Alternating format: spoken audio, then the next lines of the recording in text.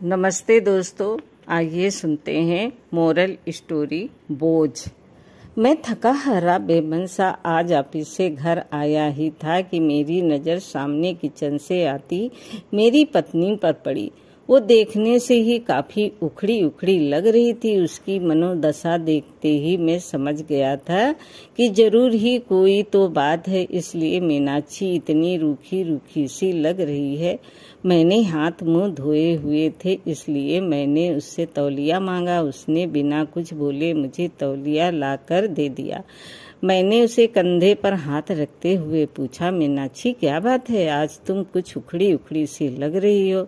तो उसने मुझे खा जाने वाली नजरों से देखा और भड़कते हुए बोली, आपको क्या है, फिर चाहे बेटी ट्यूशन से फीस ना देने की वजह से बेइज्जत करके भगा दी जाए, या फिर बेटे पर स्कूल ड्रेस के जूते ना होने की वजह से उसके स्कूल की फुटबॉल टीम में खिलाने से मना कर दिया जाए। आपको क्या है, आपको तो बस सुबह 9 बजे जाने और शाम को 8 बजे आने और फिर चादर तान के सो जाने के अलावा एक पल की भी चिंता नहीं है। और ना मेरा कोई ख्याल डॉक्टर ने पिछले महीने की दवाई करने को कहा था। नहीं तो मर्ज कभी भी अपने पैर जरूरत से ज्यादा पसार सकती है। कभी तुमने ध्यान से देखा है मेरे चेहरे की ओर? ये झुर्रियाँ, बेउम्र पकते हुए बाल, जवानी में ही बुढ़िया बनती जा रही हूँ। एक पैसे की दवा नहीं नसीब नहीं है मुझे। ये सब तो छोड़ो, गर्मी में बच्चे तपते रहते हैं, एक पुराना कूलर लेने तक की हिम्मत नहीं हो रही है तुम्हारी। मैं बेड पर बैठा नजरें झुकाए अपनी नाकामी पर शर्मसार हो रहा था। बीबी बच्चों की परवरिश और उनकी जरूरतों का ध्यान रखना मेरा कर्तव्य है, पर क्या करूं, ये मेरा दुर्भाग्य ही तो है। कहने को तो देश तरक्की कर रहा है, लोग खुश हैं, पर मैं कैसे कह पाऊं कि मैं बढ़ती महंगाई और बेरोजगारी की वजह से दिन व दिन जरूरतों के बोझ तले दबता जा रहा हूँ। बिजली के बिल से लेकर घर के राशन पानी तक की कीमतें आसमान छू चुकी हैं, पर पगार बढ़ने के नाम पर दफ्तर में धमकी दी जाती है।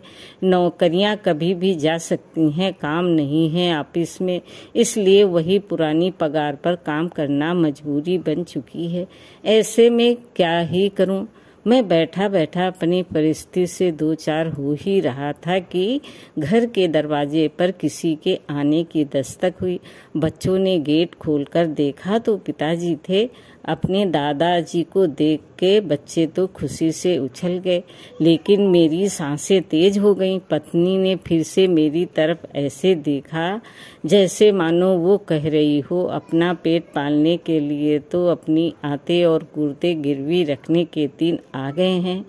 अब ऐसे में पिताजी अकस्मात आए हैं तो जरूर ही कोई आर्थिक समस्या को लेकर ही आए होंगे।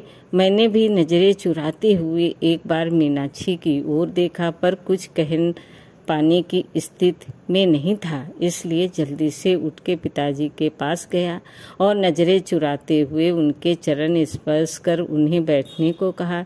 मीनाक्षी ने भी उन्हें चरण बंदन किया और खाना खाने के लिए कहते हुए किचन में चली गई। अब मैं और भी अकेला महसूस कर रहा था। मीनाक्षी तो मुंह छिपा के किचन में जा चुकी थी। मुझे डर था पापा कहीं पैसे की कोई न न कर दें, इसलिए मैं जल्दी बच्चों को बुला के उनके पास किया और खुद वापस कमरे में चला गया।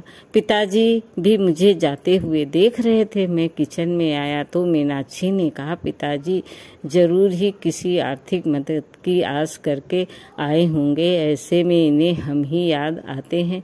बड़े वाले भाई साहब को कोई याद नहीं करता, देने के नाम पर उनका नंबर आता है और जब कोई जरूरत हो सब लोग हमारे यहाँ आ जाते हैं।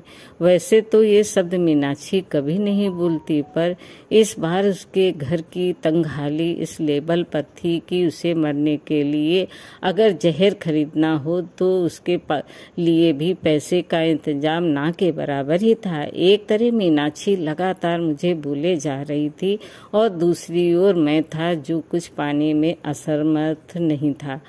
अतः मैंने मीनाक्षी को चुप रहने के लिए कहा, तुम शांत हो जाओ, कुछ भी करके कर मैं तुम्हारी दवाई और बच्चों की जरूरत का सामान ला दूंगा, पर अभी के लिए पिताजी का मान रखो। उनके सामने घर में कलेश करने का मतलब उनकी मान मर्यादा के खिलाफ है। मीनाक्षी समझदार थी, पर उस पर आर्थिक तंगी का बुखार चढ़ा हुआ था, इसलिए वो बेकाबू थी। कहाँ से लाओगे, भीख मांग के या फिर खुद को गिरवी रख के? ये मेरा काम है, क्या करूं क्या नहीं।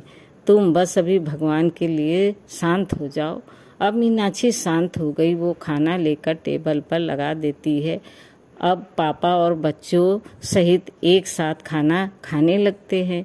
खाना खाते टाइम पापा ने एकाएक मेरी ओर देखा और पास बैठने को कहा। मेरी सांसें और दिल दोनों ही तेज हो गया। कहीं पिताजी कोई मांग न कर दें, क्योंकि मेरे पास अभी देने के नाम पर केवल वक्त ही था, उसके अलावा मैं जुबान भी नहीं दे सकता था। पिताजी बोले, देखो अभी काम जोर चल रहा है, खेती का काम बहुत है, इसलिए अभी की ही गाड़ी से वापस जाना पड़ेगा। मैं यहाँ रुक नहीं सकता हूँ। तुम्हारी माँ बहुत चिंता कर रही थी। पिछले कुछ महीनों से तुम फोन और बात बहुत कम कर रहे हो, और ऐसा तुम तभी करते हो जब तुम किसी परेशानी में होते हो। ये तुम्हारे बचपन की आदत है, इसलिए माँ के जोर और मुझे मुन्ना और मुन्नी की याद सता रही थी, इसलिए मैं आ गया। यहाँ तक तो ठीक था। अब मैं अवाक बैठा था कि अब पापा क्या कहने वाले हैं। मैंने एक नज़र मीनाक्षी को देखा तो वो किचन की चौखट पकड़े पापा की आड़ किए हुए खड़ी थी, और पापा आगे क्या कहने वाले हैं जानने के लिए उत्सुक हो रही थी। लेकिन आगे पापा ने अभी कुछ कहा नहीं, बस खाना निपटाया और मुंह हाथ धोए। अब पापा ने अपने कुर्ते की जेब में हाथ डाला और एक नोटों की गड्डी निकाली और मेरी ओर बढ़ा दी। ये देखकर मैं अवाक और सकते में आ गया। एक पल के लिए मैं स्तब्ध और निशब्द ही खड़ा रहा। पिताजी ने कहा, अरे पकड़ो भी भाई, अब इतने बड़े भी नहीं हो गए हो कि हमारी दी हुई आशीर्वाद को ग्रहण न कर सको। वैसे भी इस बार फसल अच्छी हो गई थी, इसलिए कोई दिक्कत नहीं आई। अब उन्होंने मीनाक्षी की ओर इशारा करते हुए कहा, बहू का और बच्चों का अच्छे से ध्यान रखो, देखो कितनी कमजोर हो रही है, और अपना भी। उन्होंने पैसे मेरे हाथ में रख दिए।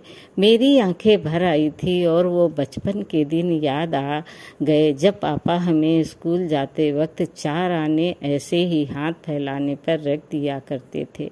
पर बस अंतर इतना होता था, उस वक्त मेरी आंखें झुकी हुई नहीं बल्कि प्यार और दुलार से ऊंची होती थी। फिलहाल मीनाक्षी और मैं दोनों ही गलत साबित हो चुके थे, इसलिए खुद की नजरें खुद से ही नहीं मिला पा रही थी। सच में बच्चों के लिए माँ बाप बोझ हो सकते हैं, पर माँ बाप के लिए बच्चे कभी भी बोझ नहीं होते हैं, हमेशा उनका ध्यान रखते हैं। दोस्तों, कहानी कैसी लगी लाइक करें, सब्सक्राइब करें। धन्यवाद।